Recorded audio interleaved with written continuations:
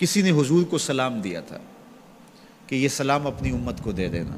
حضور علیہ السلام نے یہ سلام پھر پوری امت تک پہنچایا، اور اگر آپ تک پہلے نہیں پہنچا تو آج آپ وہ سلام وصول کر لیجئے. تو حضرت عبداللہ ابن مسعود رضی اللہ تعالیٰ عنہ سے مروی ہے، قال رسول اللہ صلی اللہ علیہ وآلہ وسلم، کہ رسول کریم صلی اللہ علیہ وآلہ وسلم نے فرمایا، معراج کی شب جب میں آسمانوں پہ گیا تھا تو میں ملا تھا حضرت ابراہیم علیہ السلام کو. فقال یا محمد صلی اللہ علیہ وسلم، تو انہوں نے مجھے مخاطبہ کرتے ہوئے کہا کہ اے پیارے محبوب، جب آپ واپس جائیں گے تو اپنی امت کو میرا سلام دینا. اور حضور نے حضرت عبداللہ ابن مسعود رضی اللہ تعالیٰ عنہ سے مروی ہے کہ یہ سلام امت کو پہنچا دیا. تو جن تک ابھی تک نہیں پہنچا تھا آج ان تک یہ سلام پہنچ گیا. تمہیں مبارک ہو، تمہیں حضرت ابراہیم نے سلام بھیجا ہے، اور سلام بھیجا بھی حضور کے ہاتھوں ہے.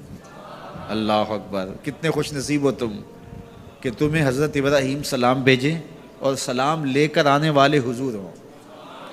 اللہ اکبر. تو یہ ہمارا اعزاز ہے کہ ہمیں یہ اعزاز ملا. میری خوش قسمتی میں تیرا امتی، یہ میرا اور آپ کا مقدر کہ ہم حضور کے امتی ہیں، ہمیں نبیوں کے سلام آ رہے ہیں. تو کہا کہ اپنی امت کو میرا سلام کہنا، اور انہیں میری جانب سے ایک پیغام بھی دینا، یہ خبر بھی دینا. اور وہ خبر کیا ہے؟ سنو. جنت کی جو مٹی ہے وہ بڑی پاکیزہ ہے، اور وہاں کا پانی بڑا میٹھا ہے. کھیت بڑے زرخیز ہیں، جو بھی بیج لگاؤ فوراً اگ جاتا ہے. تو جو زرخیز زمین ہوتی ہے تو پھر کسان چاہتا ہے کہ اس میں کچھ ڈال لے. وہ ہمارے پنجابی میں کہتے ہیں کہ وہ زمین وتر میں ہوتی ہے، تو بیج ڈالو گے تو جلدی اگے گا. 5 بیج ہیں جو وہاں بو گے تو وہاں خوبصورت گلاب کھلیں گے، وہاں خوبصورت چمن آباد ہو جائے گا، وہاں تمہارا اپنا باغ ہوگا. اس میں سبحان اللہ کے کچھ بیج ڈال دو، کچھ الحمدللہ کے بیج ڈال دو، کچھ لا الہ الا اللہ کے بیج ڈال دو، کچھ اللہ اکبر کے بیج ڈال دو، کچھ لا حول ولا قوت الا باللہ کے بیج ڈال دو. کہا کہ کھیت تیار ہے، سہاگا لگا ہوا ہے، زمین وتر میں ہے، پانی وافر ہے، مٹی اچھی ہے، موسم خوبصورت ہے. انہیں جا کے میرا سلام دینا، انہیں کہنا کہ بس بیج ڈال لو، اور یہ بیج تمہارے پاس موجود ہے. اور اب بھی اگر کوئی بیج نہ ڈالے، اقبال نے کہا تھا نا، موسم اچھا پانی وافر مٹی بھی زرخیز. موسم اچھا پانی وافر مٹی بھی زرخیز، جس نے اپنا کھیت نہ سینچا وہ کیسا دہقان. تو کہا کہ یہ 5 بیج تمہارے پاس رکھے ہوئے ہیں، اور یہ بیج ہمیں ہمارے حضور نے دیے.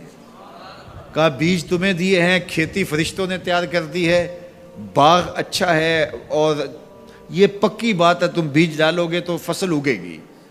اور وہاں ہوائیں چل رہی ہیں کستوری کی مہک سے، مشک بار ہوائیں. تو اب تمہاری مرضی ہے کہ تم بیج لگاتے ہو یا بیج نہیں لگاتے ہو.